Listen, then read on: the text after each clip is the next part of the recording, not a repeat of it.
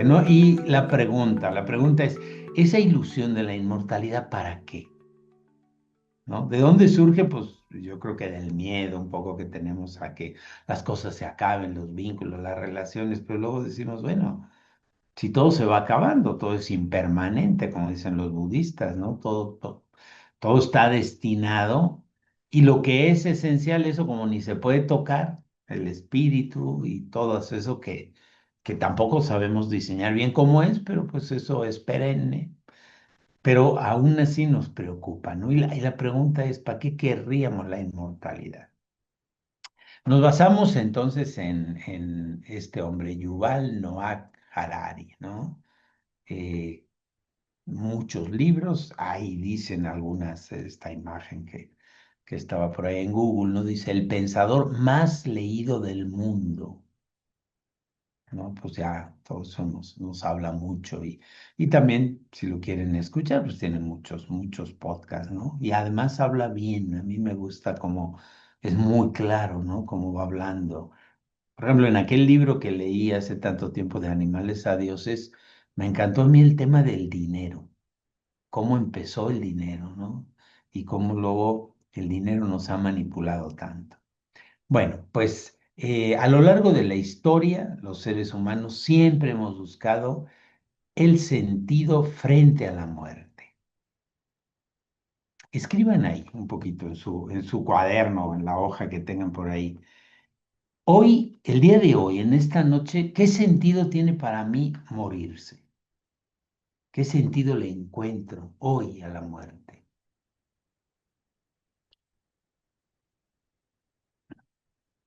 No pienses mucho en lo que te contaron el día de hoy para ti. ¿Tiene algún sentido saber que te vas a morir? ¿Y cuál es el sentido que tiene para ti?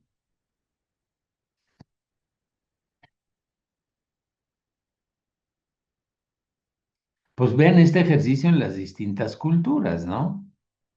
Como cuando visitamos, por ejemplo, pirámides, ¿no? Yo no he visitado las de Egipto, pero sí las de Chichen Itza, las de Uxmal, las de acá, de Teotihuacán, las de Ranas, aquí en nuestro estado de Querétaro, por ejemplo, en Palenque o en Chichen Itza o en Uxmal, ¿no? Cómo me ha impresionado en Palenque, por ejemplo, ver esa foto que lo ponen ahí de Pacal, ¿no? Como lo ponen, algunos dicen allá como si estuviera en una nave espacial, ¿no? En vez de ponerlo así acostado, lo ponen así, como si estuviera agarrado así. Y tantas teorías que hay sobre eso, ¿no? Y cuando nos hablan del mundo, del inframundo y del supramundo, allá los incas, ¿no? En, ¿Cómo se llama? En Machu Picchu, también dicen, no, no, primero hay que bajar para luego subir, ¿no? Y cómo ante este misterio de la muerte, pues cada cultura, ¿no? Los que eran poderosos, pues lo que preparaban eran sus tumbas, ¿no? Porque decían, bueno, ¿cómo vamos a llegar allá? Y cuántos hemos visto en algunas culturas, ya no me acuerdo en cuál de las, si es en los mayas, si es en los incas, creo que los mayas tienen bastante de eso, de que se reunían ahí también, reunían a todos sus sirvientes y decían, bueno, el día que yo me pele, pues nos vamos todos, ¿no? En bola. Entonces, pues también ahí había enterrados sirvientes que posiblemente, si fuéramos de la cultura de hoy, hubieran dicho, no, todavía no es su tiempo hasta que ellos se mueran, pero aquellos dicen, ¿cómo me voy a ir solo, no? Que nos vayamos juntos. Durante siglos, la filosofía, la religión, la espiritualidad, las creencias, digamos, todo esto que no es tangible, que es el cuestionamiento del ser humano. Yo a veces pienso que es posible que sea un invento, ¿no? Pero digo, bueno, pero ¿de dónde surgió la necesidad de inventar? Porque de ahí también está, ¿no? Sí, probablemente muchos de la filosofía de las religiones sean inventos de los humanos, pero de alguna manera, de alguna inquietud surgió el tener que inventar, ¿no? ¿Qué pasa con esto, con las filosofías, las religiones, pues que intentan reconciliarnos con nuestra finitud? Y aquí viene algo que no lo puse ahí, que no está en los escritos de Harari, pero que últimamente me ha parecido, curiosamente, Nazaret Castellanos, esta neurocientífica con la cual hemos trabajado ya muchas veces, habla ahora en varios podcasts de los 60 y los 70. Si tienes 60 o 70 años, si tienes y me ha llamado la atención porque al ver el tema de la finitud, ella en uno de sus podcasts menciona al filósofo Emmanuel Kant y dice lo que Emmanuel Kant pensaba de la finitud, ¿no? De que desde ahí le encontraba sentido también a su filosofía porque decía, bueno, los seres humanos somos finitos, como humanos, no somos infinitos, ¿no? Y entonces ahí decimos, bueno, últimamente parece que siempre hemos tenido ese respeto, ese miedo, o no sé, o había culturas que no le tenían tanto miedo, la mexicana entre ellas, ¿no? Y me dicen cuando voy a España, oye, pero allá donde tú vives, pues el Día de Muertos y todo eso se celebra con alegría, no como nosotros, que nos lo tomamos así y así y así, ¿no? Entonces, bueno, decimos, en las últimas décadas algo ha cambiado profundamente. La muerte ya no solo es un misterio que aceptamos o interpretamos, sino es un enemigo técnico que queremos vencer. O sea, ha habido como una obsesión por vencer a la muerte, ¿no? Y dentro de esto, pues bueno, les menciono lo que dice Nazaret Castellanos. Dice, bueno, entre los 60 y los 70 y les menciono esto porque, bueno, nos viene bien a muchos de nosotros que estamos en esas edades, ¿no? Que dice, bueno, hay que entrenar la atención, cuidar donde pones la muerte, digo, la mente. Si pones la mente, por ejemplo, con este tema de la muerte, que es una desgracia, etcétera. Y entonces en uno de los puntos que menciona en un podcast, que son estos cuatro que jale de ahí, dice, pensar, entender que no todo se puede controlar ni conocer. Dice, por ejemplo, pensar que la finitud, esto de que somos finitos, que no somos infinitos, que en el cuerpo no somos eternos. Muchos, desde Deepak Chopra hasta Pablo Dorso, dicen la muerte no existe. Hace poco lo acabo de escuchar, no le preguntan, bueno, Pablo, ¿y qué sentido tiene la muerte? Y se ríe y dice, no, pues no hay muerte, la muerte no existe.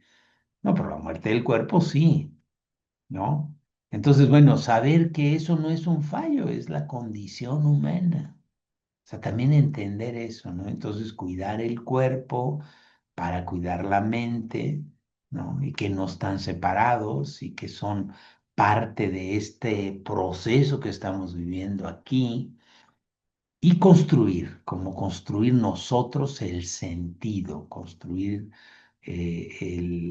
la forma como queremos vivir.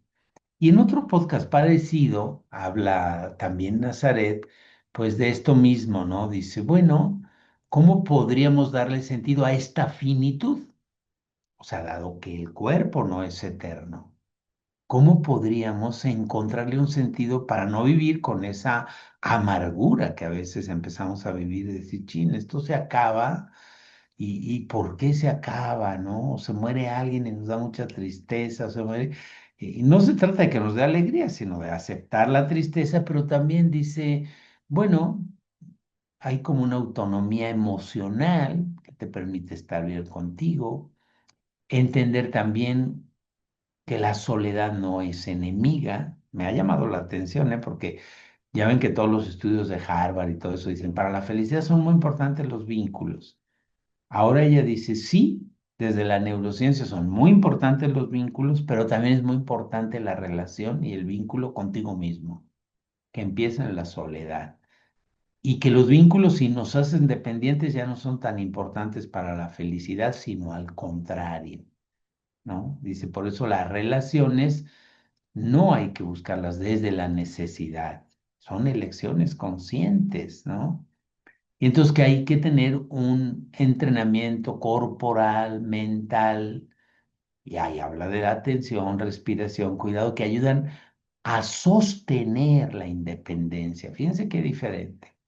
Antes nos decían, hay que sostener el vínculo, hay que sostener, esto es para toda la vida, se casa uno para toda la vida, y esto, y ahora decimos, bueno, hay que sostener la independencia interna. Si tú estás bien amarrado contigo, tú puedes vivir una buena vejez, tú puedes vivir una buena relación con esta parte finita, incluida la muerte, ¿no? Entonces, bueno, todo esto lo quise meter estas dos diapositivas que son resúmenes de dos podcasts que acabo de escuchar de Nazaret, de esta semana y de la otra, donde habla ella profundamente de los 60 y los 70, ¿no? De tal manera que incluso para el programa de mañana de la tele yo puse habitar la vejez, ¿no? Y a una amiga que se la mandé, le dijo, ay, José Luis, ¿por qué pones la vejez? No pongas la vejez, pon la sabiduría. Dije, no, no se me antojó poner la vejez. O sea, tenemos que aprender a habitar, que el cuerpo se va envejeciendo. Y no pasa nada y no es nada malo y hay que nombrarlo también por su nombre. Y otra cosa es que me considere viejo, por tanto ya desechable. Y otra cosa es que me considere un viejo honorable. Imagínense en cuántas culturas estaba el consejo de ancianos. Y ese consejo de ancianos tomaba las decisiones de la tribu. Al final iban allá, ¿no? A decir, ¿por qué? Pues porque los ancianos saben, tienen la sabiduría, tienen la experiencia, pero no les daba pena llamarse ancianos, ¿no? Y ahora parece que en esta lucha por estar vivos y por querer sobrevivir y la inmortalidad, parece que ciertas palabras parece que son despectivas, ¿no? Entonces hay que aprender a encontrarle también el verdadero significado, ¿no? A las palabras. Bueno, esto de Nazaret fue un paréntesis. Vamos entonces a ver algunas de las ideas de Yuval, ¿no? Dice en su obra Homo Deus, Yuval identifica tres grandes objetivos de la humanidad del siglo XXI: inmortalidad, felicidad y divinidad. A ver, pongan ahí las tres palabras así, pongan en cada renglón una. ¿Y qué opinas tú de cómo ahora se toma en la vida? No cómo lo tomas tú, cómo se toma, cómo escuchas que la gente habla de la inmortalidad. ¿Cómo escuchas que las personas, los que viven, hablan de la felicidad? ¿Qué dicen? ¿Y cómo escuchas, digo, las personas que viven cerca de ti por ahí, ¿no? La gente cree que la felicidad es, a ver, ¿qué has oído que la gente cree? Es que la gente piensa que la inmortalidad, ¿qué has oído? Y la divinidad en el sentido, bueno, de que nos vamos acercando, que somos como dioses, ¿no? ¿Se acuerdan que en el libro del Génesis parece que ese fue el gran engaño? Seréis como dioses, le dijo la serpiente a Eva, ¿no? Parece que hay muchas corrientes, sobre todo también más orientales, que dicen nosotros somos Dios, ya no somos como a imagen y semejanza de Dios, sino somos Dios. Cada quien tenemos nuestras creencias, ¿no? A mí todo eso me parece que somos todos parte de una misma cosa. No sé si a imagen y semejanza, si somos igual, si somos Dios, si somos... Pero la cuestión es, ¿qué es eso de la divinidad? ¿Qué es acercarnos a ser divinos? Y bueno, una de las reflexiones que viene en este artículo dice la inteligencia artificial. Desde la edición genética hasta la digitalización de la conciencia, imagínate, digitalizar la conciencia. O sea, el darte cuenta de todo y el sentir y el percibir que se pueda tenerlo digital, ¿no? El ser humano actual quiere dejar atrás su biología y convertirse en algo más, en un proyecto eterno, mejorado y controlable. Escriban también esas tres palabras para que luego tengan, ahí cuando se vayan por parejas, tengan para expresar. Proyecto eterno. A ver, yo, José Luis, soy un proyecto eterno. ¿Para quién? Para mí mismo. Un proyecto mejorado y un proyecto controlable. ¿Por quién? ¿No?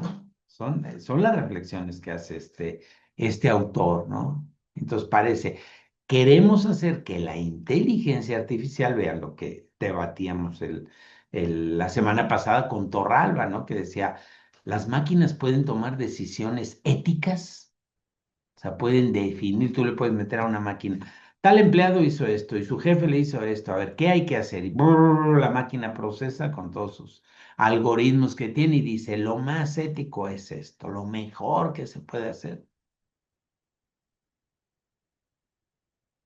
¿Se puede? Entonces, bueno,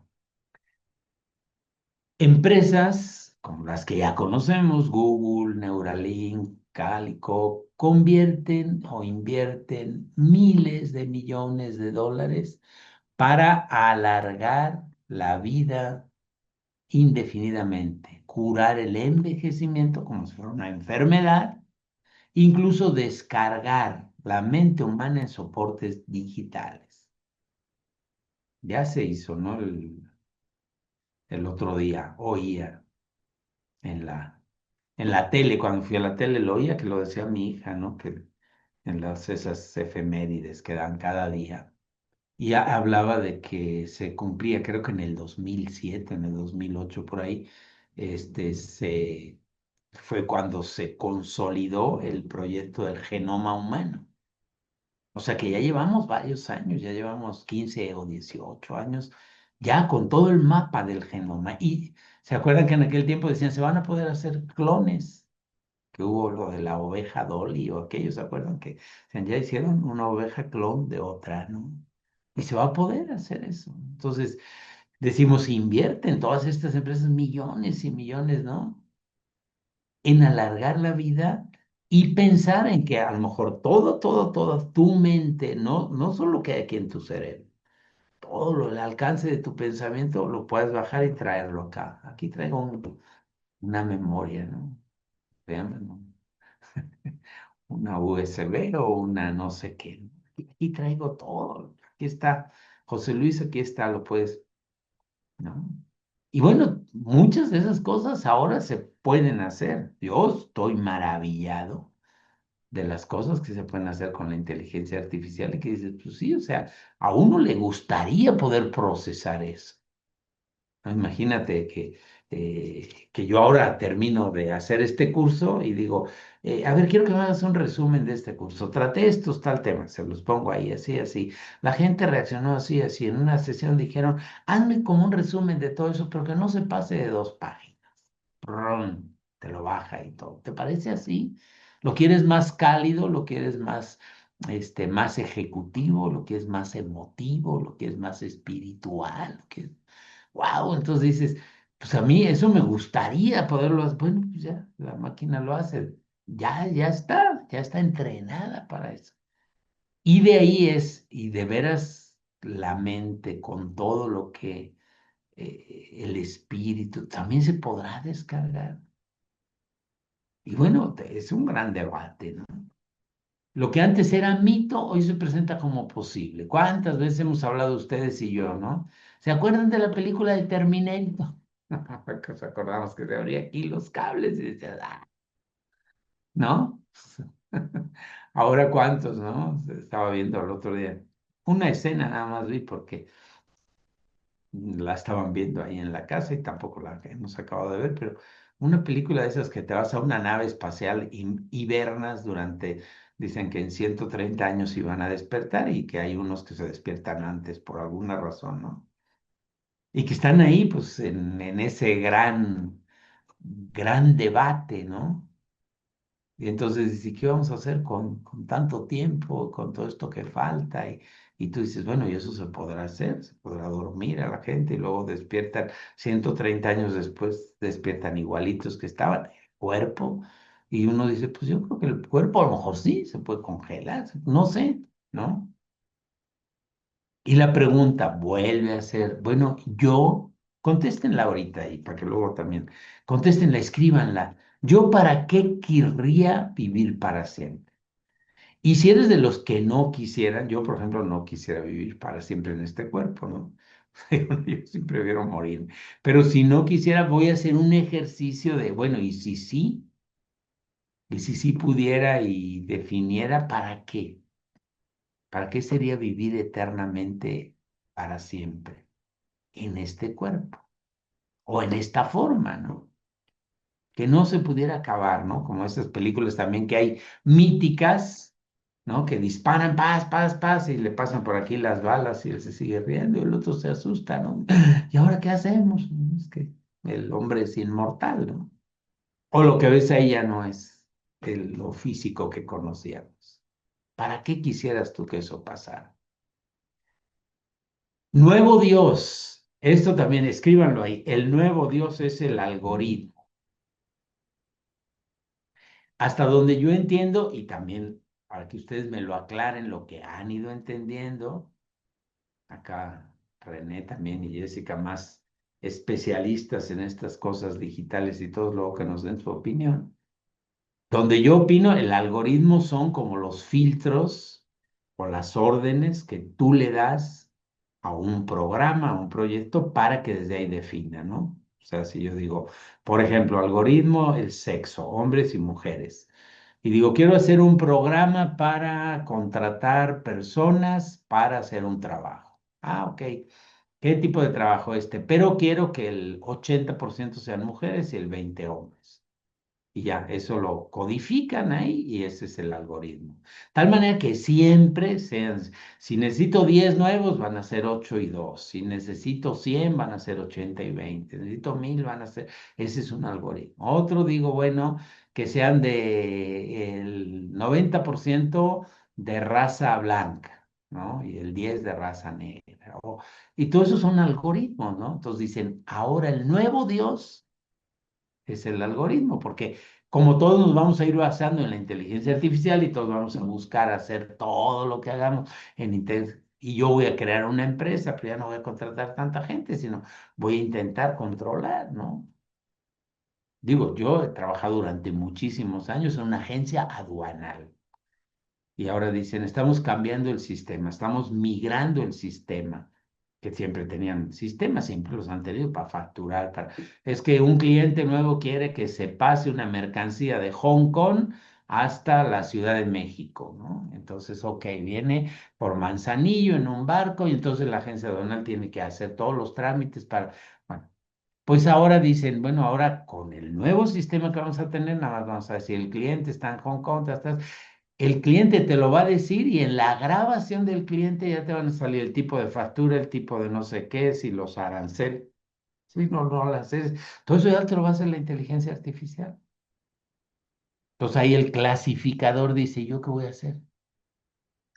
Yo antes clasificaba la mercancía, decían, esta mercancía es de joyería o es de zapatos o es de comida y viene así, la comida no paga aranceles, si viene de China, si viene de no sé qué, si pasa por Manzanillo, hay que pasar, pero ahora tú le das y como toda esa información ya la tiene el algoritmo, pues, ya directamente sale.